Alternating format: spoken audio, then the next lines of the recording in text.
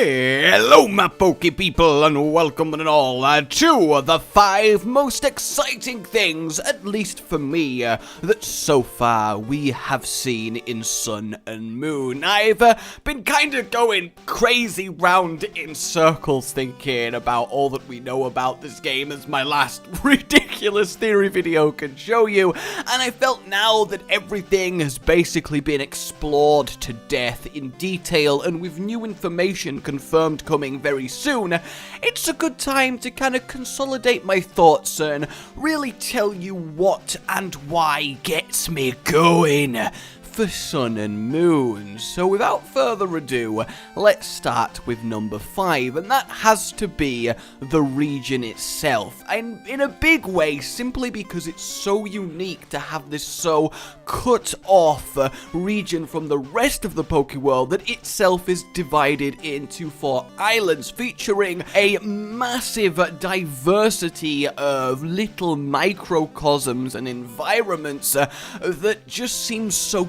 tightly knitted and well placed together that every 20 minutes of gameplay time you're gonna go from grassland to desert to volcano to tropical falls to ice to swamp, and I don't think we've ever had quite such a varied and at the same time straight up beautiful region. Tropical climes are lovely and people like them, and getting to explore such a seemingly well constructed one in a Pokemon game is honestly something I've wanted for a while. But to be more specific on this then, the reason I really love the map is because they do seem to be breaking the mold with it in how you travel and how you progress through the story. I really think we're going to see something a little bit more open, some things that are a little bit more unique, like the Elite Four possibly being this man-made floating island, and I just think it's going to involve exploring a beautiful region in a way that we've just never even seen before and couldn't begin to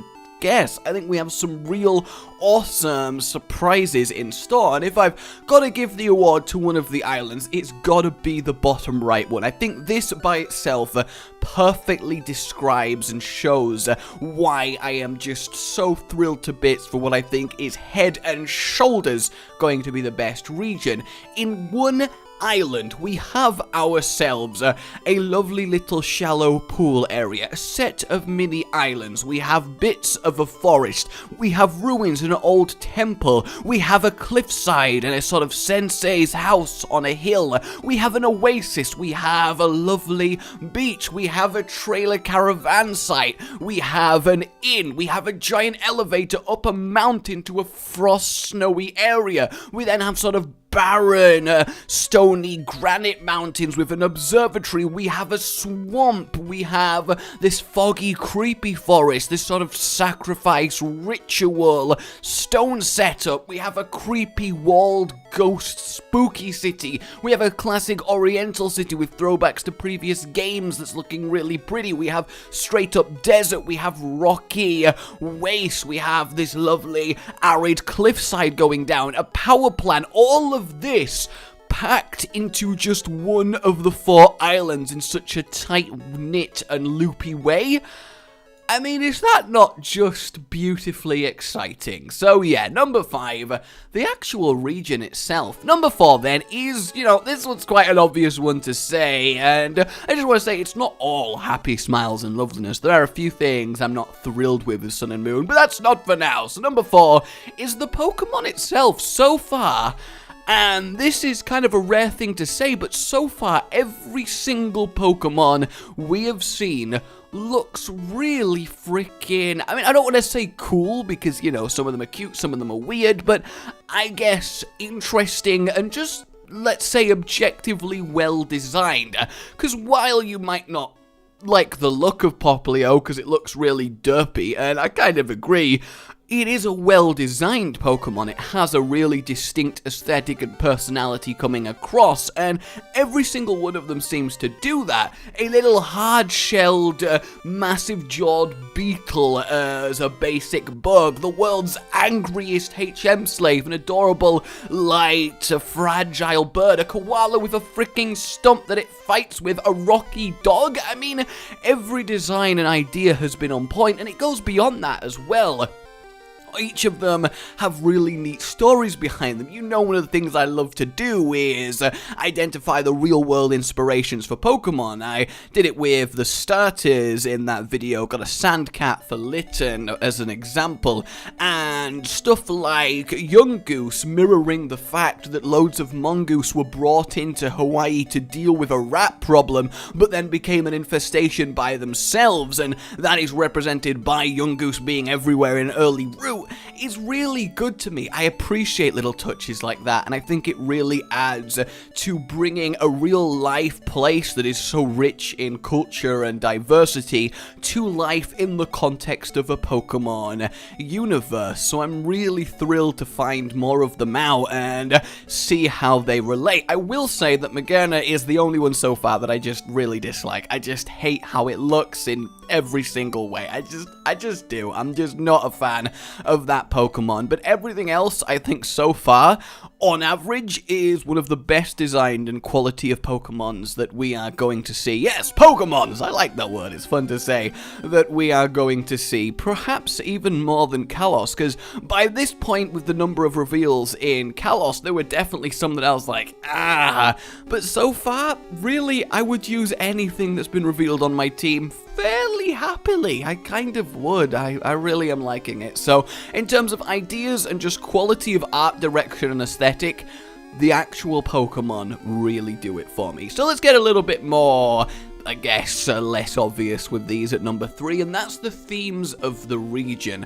Actually incorporating a little bit of the spiritual Hawaiian culture, having the themes of 4 islands, of 4 guardians, having you do a rite of passage that's a Pokemon battle to kick off the game, really representing the culture, the alchemy connotations that we've got going on throughout the game, the aspects of the legendaries and what they represent in real mythology. I just think that Alola and Sun and Moon has some incredibly quality underlying themes running through it that the other Pokemon games really have lacked, because, you know, with X and Y, yes, the legendaries are based off Norse mythology, but outside of that, there's not a crazy amount going through the game, and, you know, this point might completely change when the evil team gets revealed and they're just kind of a cliche villain setup and nothing like the cool stuff that I've been predicting, and then the themes kind of go down the drain. But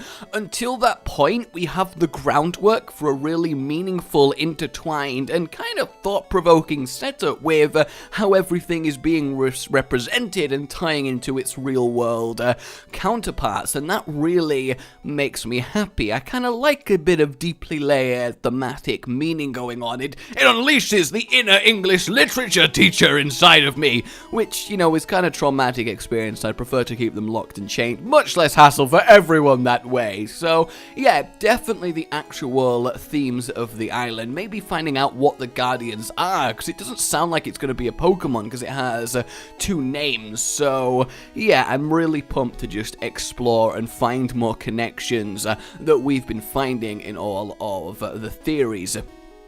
Granted, I may be a little bit wrong when I say that Alola seems to have a lot more underlying themes than other regions, because this is obviously the first time I've got really involved with the theorying community, so potentially on that one, but it still, either way, makes me excited to see the cool themes running through. Alright, number 2, and this one really is, you know, the little things that just look so polished, all of the details going on, starting chiefly with the camera, the dynamic angles that we're going to see, giving you quite literally a whole new perspective on traveling through a route. No longer 90% top down, go A to B as the camera scrolls with you perspective. We're getting different shots to show off the beautiful region and the improved models and animations, which again is another one of the neat details. Just seeing your character struggle to wade through grass and actually responding to things, seeing Pokemon out of their Pokeballs, like when you see Litten with a How, just little things like that, because it doesn't, they didn't need to do that, but just having him show that he's got his Pokemon out adds connotations that he cares for it, and it just brings the world to life a little bit, because Pokemon people fucking love Pokemon, and it's nice to see that come through. The actual refinement of the UI is beautifully done. It looks really snazzy. Everything is easier to get to, easier to use, and the Pokedex itself, Rotom being it, is a stroke of genius, and the actual interface for it and how it looks when you capture something, it's just very well designed and very pretty. The rainbow splash when you go into battle is lovely. The sort of wavy, like ocean filling up when you go onto a route, the descriptions of the routes on signs being there, it's just really, really great. And I think possibly one of my favorite things, and it's something that's been missing, at least for me in a lot of Pokemon games, is giving Pokemon a little bit more of an injection of personality. The little touches, like having Rowlet turn around and look at you as if like, tell me how I'm gonna mess up this fool, applied to a lot of the Pokemon, and they have just more life breathed into them through their little things. Holding your starter outside of battles, it gives me a lot of hope for potential more your Pokemon out of its Pokeball doing stuff, at least with your starter, especially if, hopefully my dream comes true of getting a sort of burst attack thing. But, I'll stop going on about that for just this one time. Hell, even having the Switch screen polished so much and seeing all the moves and this mysterious fifth slot, which will probably be for items, and just giving you all the extra detail that you didn't get before. And, of course, and this leads me on to point number 5, the actual in-battle screen, environment, etc. itself. This made me smile like an idiot when I first saw it. I just love it. Actually seeing your opponent and you in the battle is just wonderful. After experiencing the wonderful question, exclamation mark even, as you go into the battle, which is another one of the nice little details, having these animations that show how your opponent is feeling as they battle, and pointing forward as they attack you, reacting as their Pokemon faint and all of that jazz, and just injecting that real, true Pokemon. It's your trainer and the Pokemon, not just the Pokemon. Hell, I guess you could say it gives it more of that anime feeling, which is no bad thing to me. Having the environment actually match where it is that you fight, no more two little circles and a generic kind of greeny grass texture as the battle screen, fully immersing yourself in the area that throw down. The perfect example of this is when you're battling How in the ritual, and you can see the crowd around you and reacting and cheering, and it makes it so much better, because that is a huge deal for me. I really like being immersed and having this situation where there's everyone here, then we go into a battle and for some reason everyone is now invisible has always bugged me with Pokemon.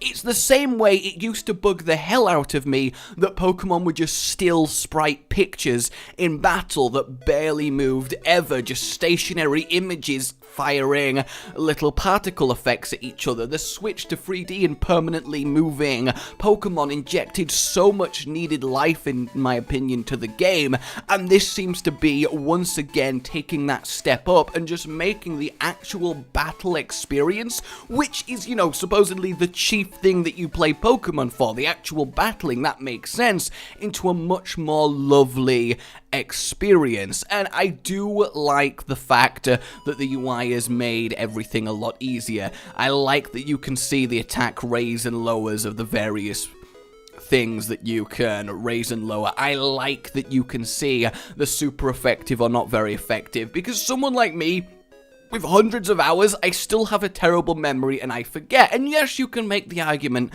that it lowers the skill ceiling, and it technically does, but not in a bad way. A Pokemon battle is the strategy you bring to it. It should not be the memorization you have to do. Imagine if a fighting game didn't have a place where you could look at the list of combos available and you just kind of had to work it out. You know, no training mode where you press start and you see to perform each of your special moves. Imagine if you had to work that out. And then the next game came out and they added this for the first time. People would be like, oh man, I spent so long memorizing it. Why should new people get to just look it up? And I think that's the wrong way to look at it. I think it's good and I think it's awesome that it'll bring so many new people to the game that maybe were turned off by everything they had to learn before. So the actual battle screen looking so beautiful and being so much more elegantly designed, I'm loving it. And then, as I said, the actual environment at the top really reflecting the emotions of the trainer and the Pokemon and the environment that you were in,